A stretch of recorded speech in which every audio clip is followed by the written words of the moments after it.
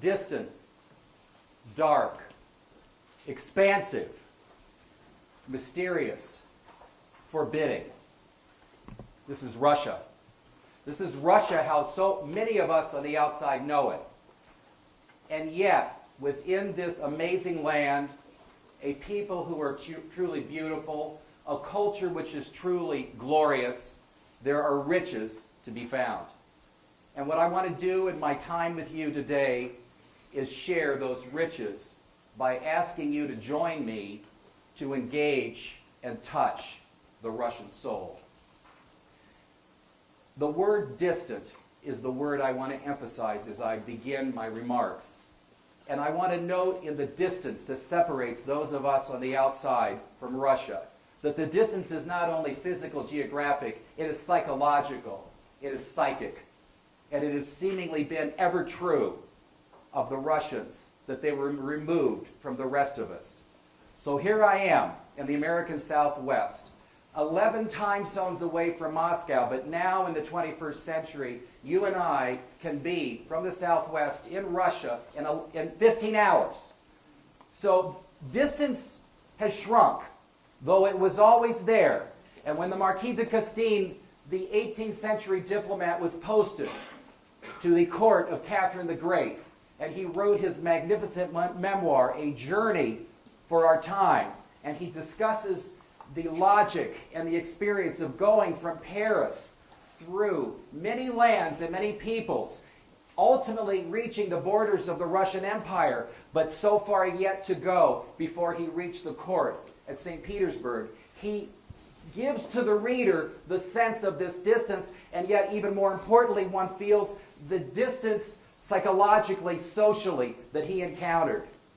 And so it is still true now. You can be there in 15 hours, but here we are in the 21st century, and so much has changed, but somehow the distance psychically is still there. And so I want to ask of you, as you join me in trying to engage Russia, I want to ask you to let go of two things for a moment. Don't throw them away, don't deny them, but I want to remove two barnacles that impact us when we engage Russia. One barnacle is the barnacle of history, the difficult history we've had with Russia. I'm not going to discuss who is responsible for what. I am a political scientist. I know this history. It's complicated. I cast no aspersion on anyone, but it is difficult, and in the end it has affected us. And so in a sense it helps hinder, it really limits our ability to grab that soul when we so focus on the history and the difficulties that we've had. And the second thing I ask you to do is set aside the barnacle of horror and evil that we associate with the Russian lands, because horrific and evil things have occurred there. Knowing that in our common human experience, evil and horror sadly has gone where we have gone. I'm in the Americas. And I know, and you know, in the history of the Americas, North and South and Australia, what happened when the European peoples met the native peoples. We know what happened in Africa and Europe over the millennia as nations met one another with ferocity and violence. We know what the great empires of Asia did as they rose, the horrors and evils. There's no monopoly on horror or evil in Russia. There's nothing unique about it in that regard. But we know of Stalinism. It was recent in our human experience, and it's off-putting to us. Set it aside. Set it aside. Don't deny it. It was a crucible that helped create the Russian soul. Because if there's one message I want to share about Russia, when you ask of me, why do I really care? Why would I want to think about the Russian soul? I would tell you this: because it offers a treasure trove of human experience. Because in their suffering, Russians have great virtue, great morals, great honor. This is a heroic people, and we don't see this through the complexity of history, through the complexity of moments of great evil. I want to share my own journey with Russia to give you a sense of how one can touch that soul. It began when I was 8, when my dad gave me a present coming back from a business trip to New York City. He gave me a record, a recording of Prokofiev's Peter and the Wolf, this glorious music, hardly childish, even if it's based in a child tale. It's magnificent orchestral music. And I always wondered, Dad, why did you give me a record on Russian music? The name is Welliktton. We're English. I mean, there's no Slavic or Russian blood in these veins. There was no special interest in Russia. And I know why he did it, probably. It's because when he got that record, he got a remainder. He got 2 for 1. Dad was always looking for a deal. And thank God he got the remainder, because it wasn't Prokofiev, it was the other record. It was the Soviet Army and Chorus Band record. It was the record that had the big red star. It had to be red. It's Soviet. And there were no liner notes. And so what did I have as an 8-year-old? I had the names of the 18 songs or so, and they were, and maybe a 1-sentence description. And the songs were of the history of the country, the folk songs. They were of what the Russians call the Great October Revolution, what we call the Russian Revolution. They were of the Great Patriotic War, what we call World War II. It was magnificent music. It was muscular. It was expansive. There was great feeling and poignancy. One ensemble, the buoyancy of those 75 to 90 members of the Soviet Army as they were singing. Or the lone voice, the poignant voice, alone with an accordion or with one instrument, singing of his sweetheart, singing of his love for his country. It was all there, every sort of emotion. And I was off, and I was running with this unique Russia. And this happened in the year of the Cuban Missile Crisis. And somehow I never related that to this. My sisters didn't appreciate the music as it was booming. They were into other things, and they gave me a hard time. I got kind of a weird brother. He's in there listening to Soviet military and folk songs, and they're off with the Beatles or whatever. But so be it, so be it. And then 2 years later, I came upon a fantastic a weekly magazine. I don't know what it was. I tried to find it. There's 6 pictures of stern people in a circle with a question mark in the middle. They were Soviet leaders. Nikita Khrushchev, the great strong man, had been ousted, and no one knew why. And there was the mystery. And there were these unknown leaders. And I looked at that, and I just found Russia was a puzzle. And the puzzle came in for me. I just wanted to know more. And so, as Churchill said in 1939, Russia is a riddle, wrapped in a mystery, set in an enigma. This is what I found. It was true then. It was true in the 18th, 19th century. It's true now. It's still true now. And so for me, the puzzle was there. And I found it so intriguing. But the kicker came with one more event. Growing up in Columbus, Ohio, my mom took me down to Ohio State on 2 successive weekends when I was 14 to see the 8-hour Soviet film of War and Peace, Leo Tolstoy's masterpiece. You know, this is maybe the greatest piece of Russian literature. I happen to think it's the greatest piece of literature of our civilization. You who like Dickens, you who like Victor Hugo, you have a good case to be made, but I'll stick with Tolstoy. And what Tolstoy does in this amazing novel that's set in Napoleonic times, as Napoleon is invading Russia, he deals with the biggest issues of life. In 1,400 pages, he creates a world, 100 major characters, 6 major families, issues of war and peace, life and death, God, the meaning of life. And for me, I'll admit, I didn't read the 1,400-page book first. I guess we're supposed to read and then see the movie. I saw the movie first. And in 8 hours, through 2 successive Sundays, I was drawn in, and I really began to engage the Russian soul. And I met 3 Russians that I want to tell you about, iconic figures from that novel. And let me say, as I encourage you to see the movie or to read the novel, don't be put off by the names. If the translation is good, those 100 characters with this complicated name system that the Russians have, the first, the middle, the last, it will all be there. Don't let, again, a distance because of a different norm. These are beautiful people. They're iconic. So I want to tell you about 3 that are iconic. I want to tell you about Prince Andrei Bolkonsky. Bolkonsky, who is the dashing hero in his 30s, the heroic figure who is strong and solid and virtuous, patriotic. Yes, perhaps at times wooden. Yes, perhaps bullheaded in some ways. But a good man who is in love with his country as he is in love with his friends in his life. His friend Pierre Bezukhov, the Count, a bear of a man, large, clumsy, socially awkward, yet he is the nobility. He is in the palaces because he is rich, and he comes from a named family, even if he himself is a clumsy soul. But he is a good man. He is virtuous.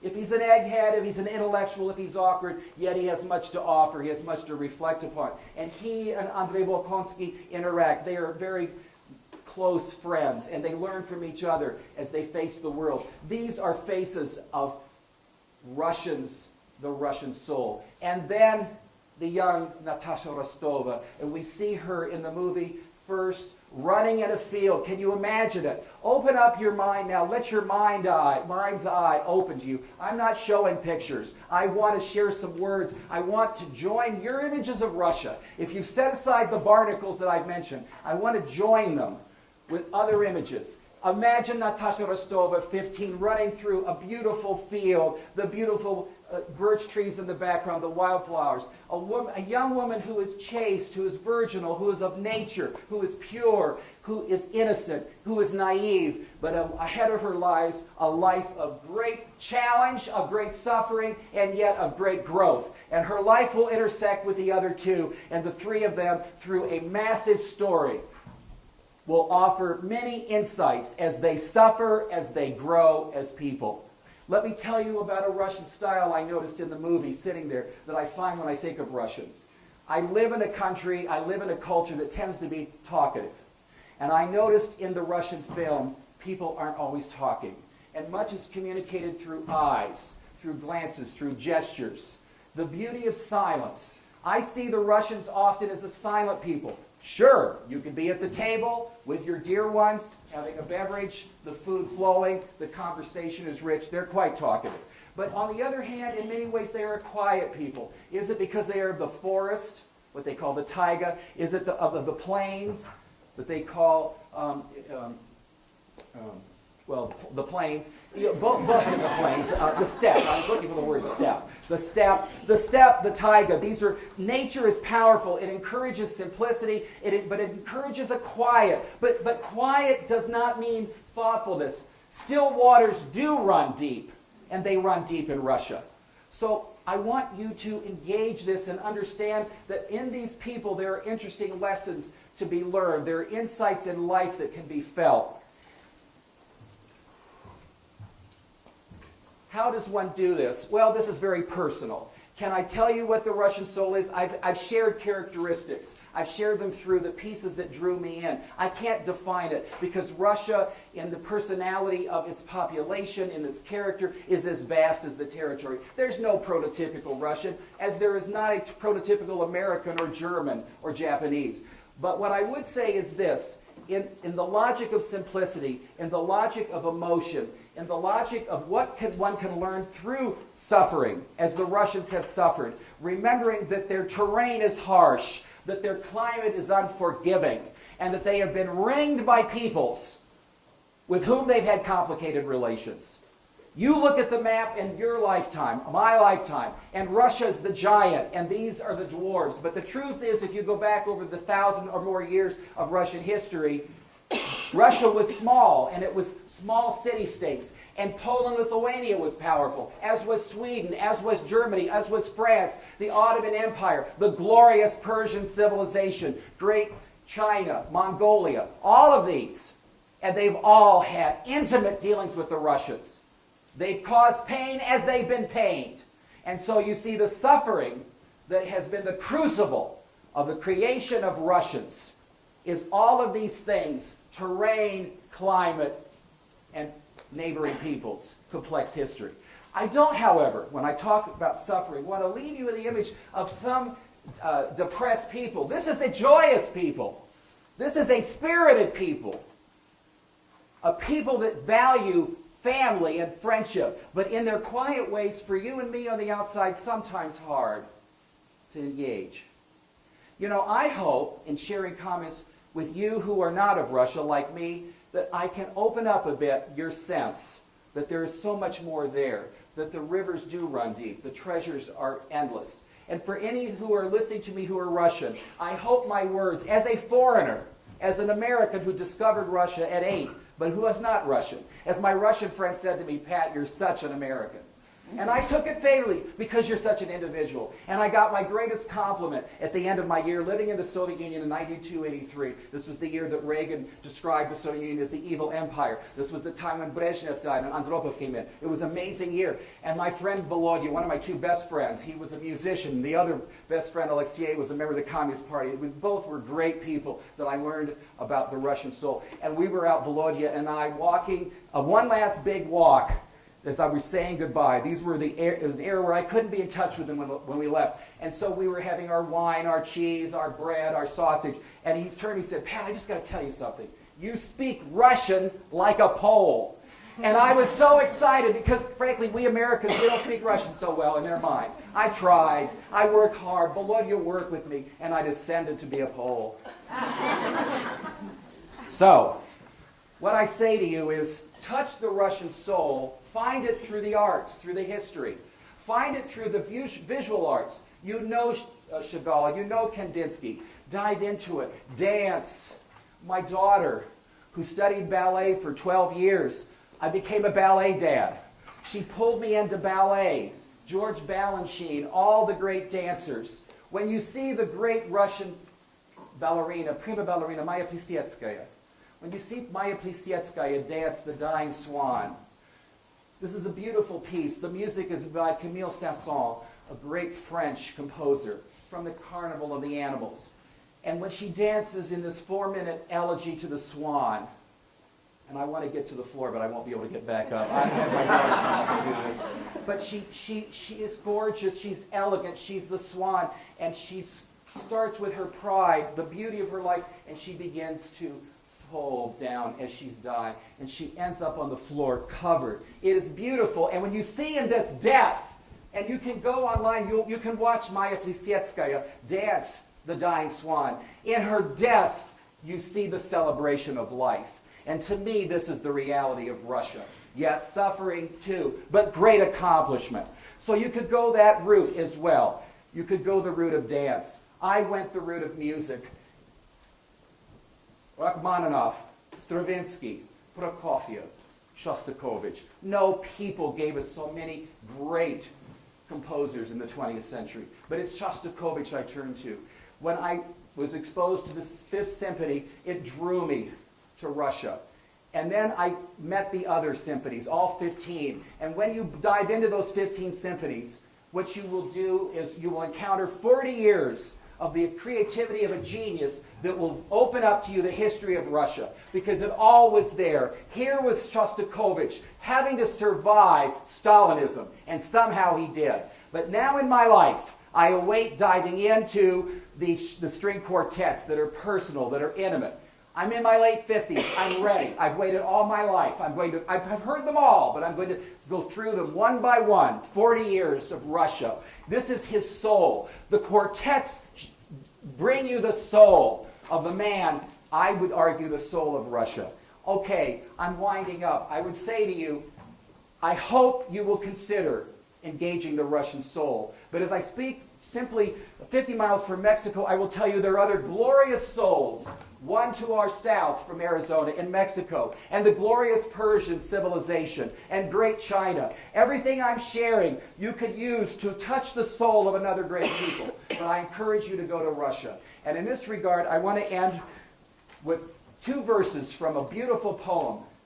And I'm not a Russian now, because if I were a Russian, I would not be reading this. I would have it in my heart and in my head, and I would recite it. So I'm going to share with you a brief poem. And sharing this with you to tell you that silence is good, that reflection is good, that still waters run deep, that the Russian soul is a treasure trove. I want you to hear in this poem a voice that is speaking from Fyodor Tyutchev, a poet of the 19th century, to you, but also to me and to the Russians. Speak not. Lie hidden and conceal the way you dream, the things you feel. Deep in your spirit let them rise, akin to stars in crystal skies that set before the night is blurred. Delight in them and speak no word. Live in your inner soul alone. Within your soul a world has grown, the magic of veiled thoughts that might be blinded by the outer light, drowned in the noise of day, unheard.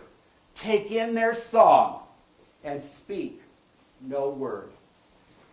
Seek the Russian soul. When you touch it, you will touch your own. Thank you.